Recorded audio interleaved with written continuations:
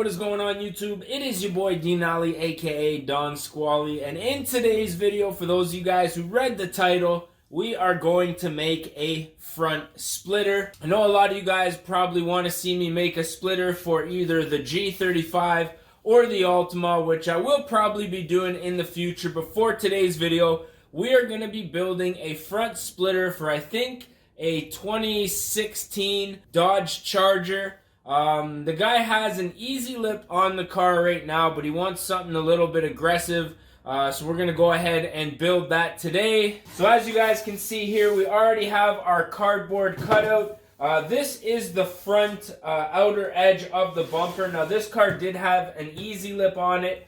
So this is actually the trace from the easy lip. The actual bumper is probably somewhere in here. So what we're going to be doing for today's video is transferring this into a front splitter using this sheet of ABS plastic. So I ended up picking this up from a local supplier. So what we're going to have to do is grab our trace, figure out exactly how much of this plastic we're going to have to use. So first and foremost, I'm going to cut this down to the size that I need. Now he wants to be about 4 inches off of the front bumper, which will probably be around here.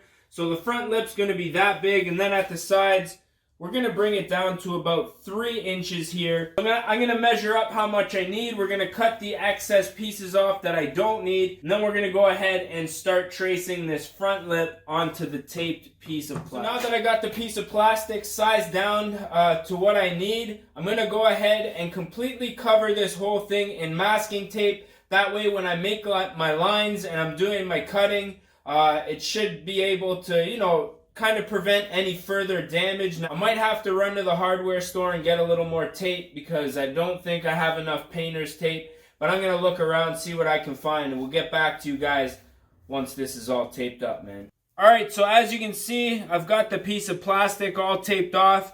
So the guy who I'm building this for requested to have a 4-inch lip on the front and then have it come down to 3 inches on the side here where it tapers off. So I made a couple of measurements on the car, and the car had an easy lip on it, which was 1.5 inches here. What I ended up doing is making a template that is an extra 2.5 inches. So that's going to give us 4 inches in total, and I'm basically just going to go all the way around and scribe a line with this, and that's going to give us the 4 inches to play with at the front of the bumper, because right here is the bumper line, and this is actually where I took the trace off of the easy lip. And then I'm going to build another one of these to do the sides here.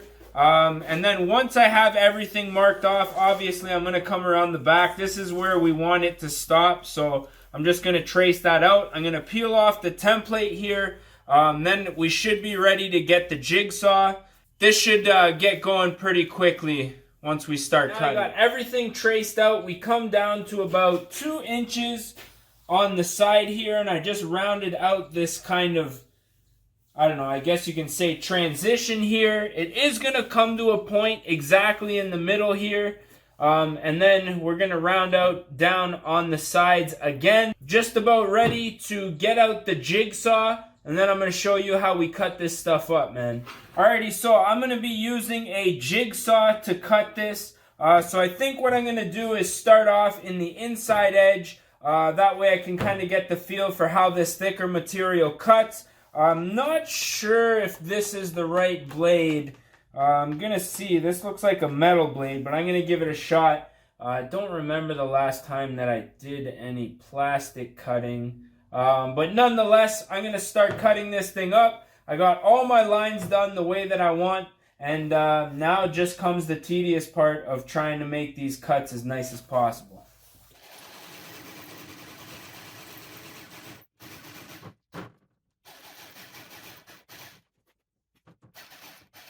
Alrighty, so I ended up switching up to a different blade. I actually had to run to the hardware store down the street just to get some better blades. Now, the one that I was using before was for metal, and I seem to have misplaced the rest of my blades, but it was just too fine, and it was heating up the plastic and pretty much welding it together as soon as I went over. So I'm glad that I got that figured out on the back side.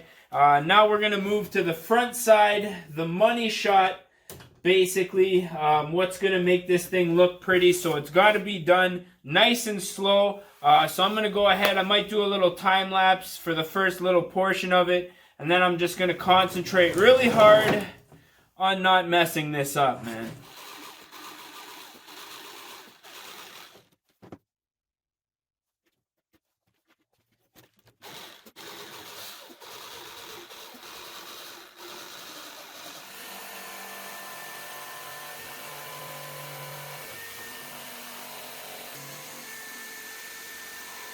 Alrighty, so we got the splitter all cut up here. As you can see, everything's looking nice. Once I got those new blades, it cut perfect. So what I'm going to go ahead and do now, just grab a sanding block with some 60 on it. Basically just going ahead, flattening out all of these edges here. I'm going to go all the way around the outside and the inside with this. And then we're going to clean it up with probably a 200 grit. So I'm going to go ahead and do that right now.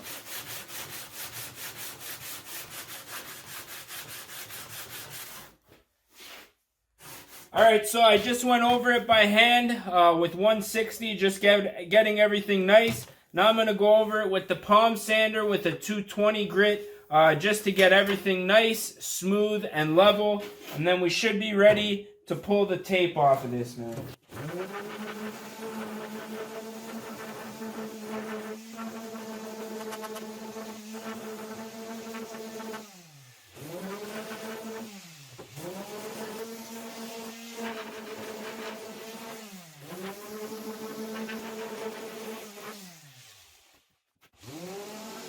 So just pulled the tape off and this bad boy is pretty much ready. Now the one crappy thing about this material, I found that when they're sliding them in and out on the racks, you get kind of these like hairline kind of lines here. So on my G35, what I ended up doing was spraying them with matte black paint, both the sides and the front. Now I did these ones quite a while ago, just the side add-ons, but I think what I'm probably going to do is use this same material, and I want to try to find an IPL coupe and trace the bumper out and get that shape just with a front splitter, kind of make it so that it's, you know, if it needs to be a little less wide, go ahead and do that. But I think over the winter, I'll probably be taking care of that. But overall, this project turned out relatively nice. Let me just put this thing down on the ground here. Now, the only reason that I ended up having to go with such a thick material on this one is because the guy who I'm making it for wants it to stick out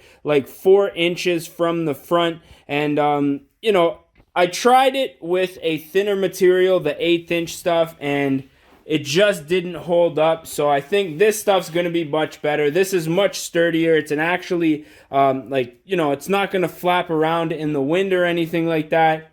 And I think it's going to look absolutely dope. Now, unfortunately, the guy that I'm doing it for is going to wait until after winter time to put this thing on the car. So I'm not going to be able to get any pictures or shots of it in this video. So if you guys were hoping to see this installed, gonna have to wait. One thing that I did want to do is just kind of mock it up on the G just to show you guys what it would look like. So I put a couple pieces of wood under there. Now this obviously a little bit aggressive for this style of vehicle, but in all honesty, if I were to do this, I'd probably make it go in a little bit and then around so that we kind of had that, you know, those little cutouts, kind of like the splitter on my old Altima was. But like I say, I'm probably going to get an IPL front bumper or try to find like a car that's owned by somebody I know just to get the shape and then basically just resize it to fit this car. But overall, that thing is looking super aggressive. But yeah, I just wanted to mock that up to get our thumbnail. But that's pretty much it for this video. So if you guys did enjoy this one, you learned something, you know me, I always try to do stuff DIY on this channel and make it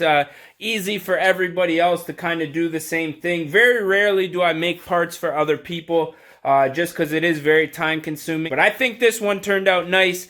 It's going to have a nice aggressive look. I'll throw up a picture on the screen if I remember of exactly the look that we're looking for with this one. But as always, I am your boy D Nolly, aka Don Squally. To catch y'all mofos at the next one, man. Peace.